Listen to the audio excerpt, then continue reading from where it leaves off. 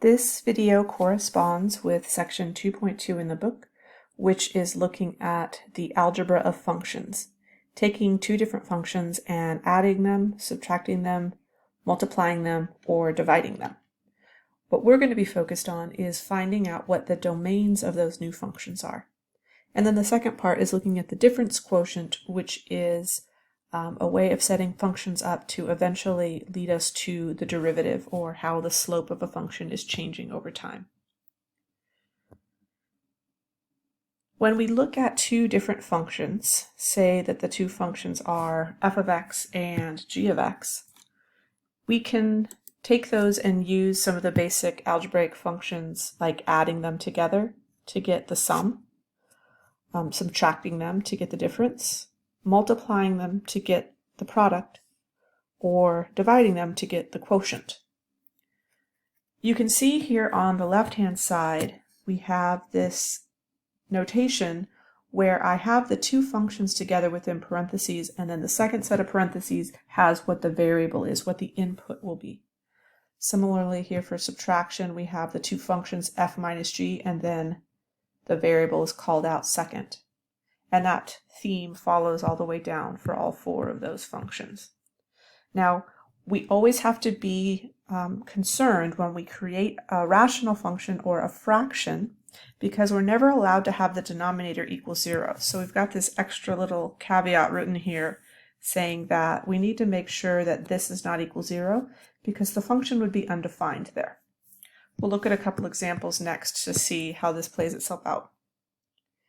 In this example, we have two functions. We have f, which is f of x is equal to x plus 1, and g of x is equal to the square root of x plus 3. We are going to find a couple of different things. Notice that when we're looking at part A, the variable is still written here, and so we're just going to be finding a generic function.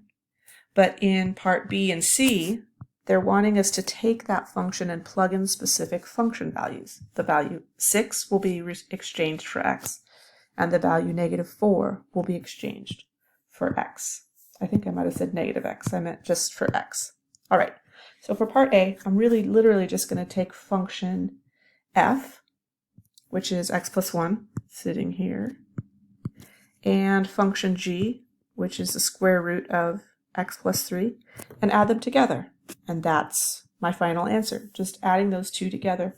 I can't simplify that anymore because they don't have any common terms.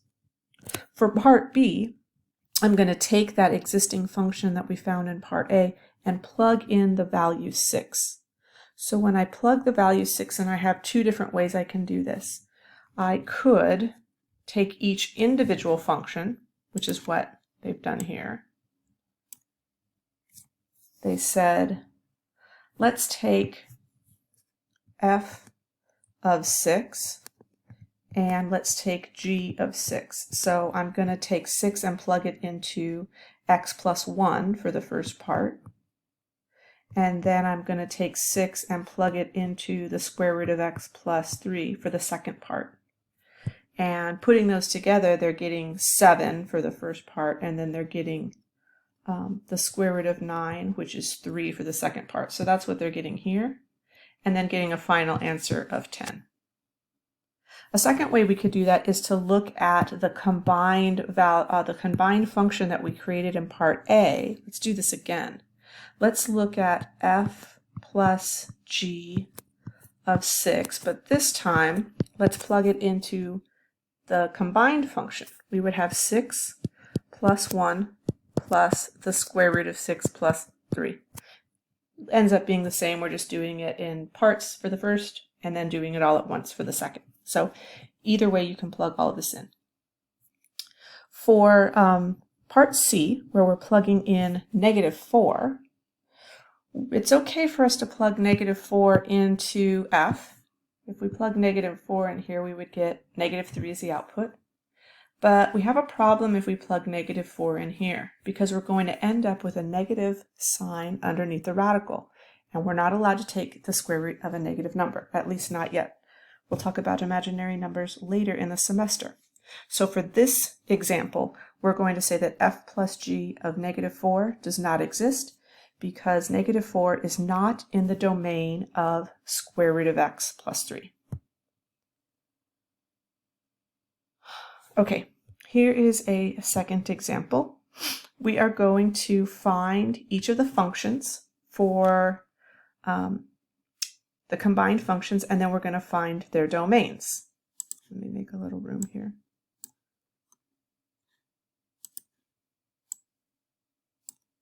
So first let's find f plus g. F plus g of x is going to be adding x squared minus 4, that's the first function, with x plus 2, that's the second function.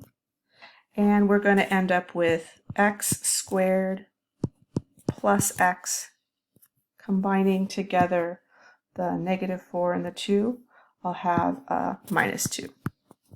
So this is our answer for f plus g of x.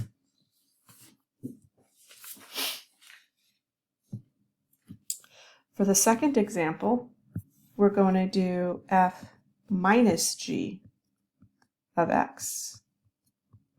So I'll write the first function as it is, x squared minus 4, but I'm going to subtract off the second function, which is x plus 2. Remember that when you are subtracting a function, that negative sign has to distribute to both terms within the parentheses. So I'm going to end up with x squared minus x, and then I have a minus 4 minus 2, which is -6 overall. The next example was to multiply the two functions together. So f times g of x, or x squared minus 4 multiplied by x plus 2, which is x cubed plus 2x squared minus 4x minus 8. And then lastly, taking the function f and dividing it by g, x squared minus 4 over x plus 2. The numerator can be factored into x plus 2 times x minus 2. And since we have two factors that match in the top and the bottom, we can cancel them, and we're left overall with x minus 2. There was an example in the last video for section 2.1 where we had a graph of a line that had a hole in it. This function here is that example. There is a hole in this graph at x equals -2 because of the denominator. We're not allowed to plug in -2 for the denominator because it would make the denominator equal 0. So in this particular graph, it'll be a straight line with a hole at -2. All right, let's talk about the domains of each of these. Now, when we look at the domain of the combined functions, we have to think about what the domain of the original functions were. Now, we have this theorem that says that any polynomial, which is something that's got variables raised to the second power, third power, fourth power, right? Like x squared minus 4, that's a polynomial. X plus 2 is also a polynomial. Their domains are going to be all real numbers.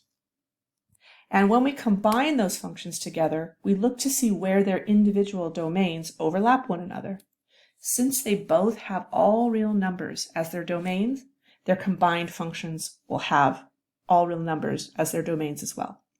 So for the first three functions, their domains will be all real numbers. The one that is not going to follow that, as we just were talking about, was when we divide a fraction and we're going to exclude the point -2. So the domain here written in set notation is the set of all x such that x is not equal to -2. The next thing that we're going to be looking at is called the difference quotient.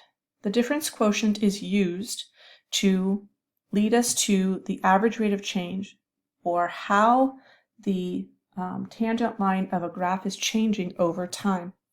If I have a function that is increasing like this, but then eventually decreasing, I can say that at this point it's increasing very rapidly, but as it gets closer to its maximum point, the rate at which it increases actually starts to slow.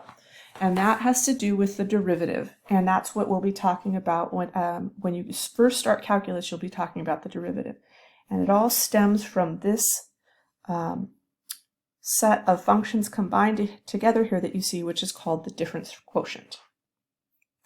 Now, what we're doing is we're taking a particular value on the function. Let's say I have a function that looks like this. Oops, let me do this. Hang on. So I have a function that looks like this. And I have some value of x right here. And then I move over a tiny bit more to x plus h. I'm saying that the difference between these 2 points is h. So this point here is f of x, and this point here is f of x plus h. So what I'm trying to find is what the slope between these 2 points is. And eventually what we do in calculus to find that derivative is we have h get closer and closer to 0, so that these 2 points end up moving towards one another and making a really small space between them, so that we can figure out what's happening at a particular point in time. What we're focused on for this section is just the algebra behind actually calculating the difference quotient. So I've got 2 functions, and we are going to calculate the difference quotient for them. Again, the difference quotient is f of x plus h minus f of x divided by h. All right, let's look at part A first. Let's start by figuring out what f of x plus h is. What we're going to do is we're going to take x plus h and plug it in wherever we see a variable in the original function.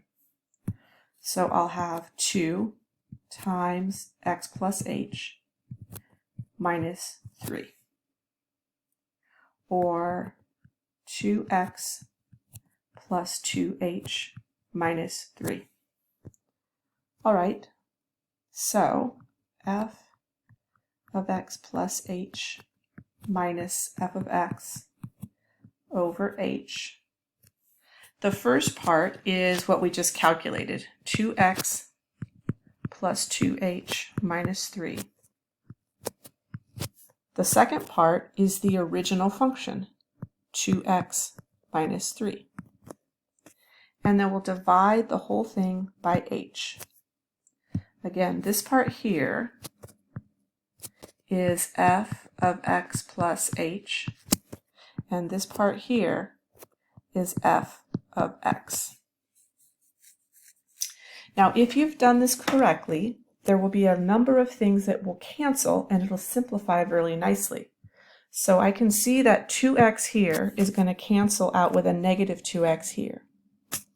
I also have a negative 3 here, and when I multiply this negative through it, this will become a positive 3, so those two are also going to cancel. So I'm ending up with 2h over h, or 2 as my final answer.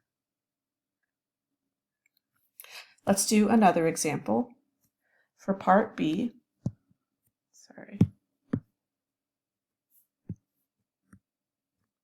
The function is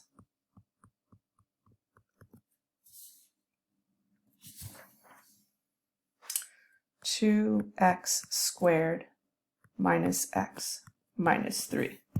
Let me just double check.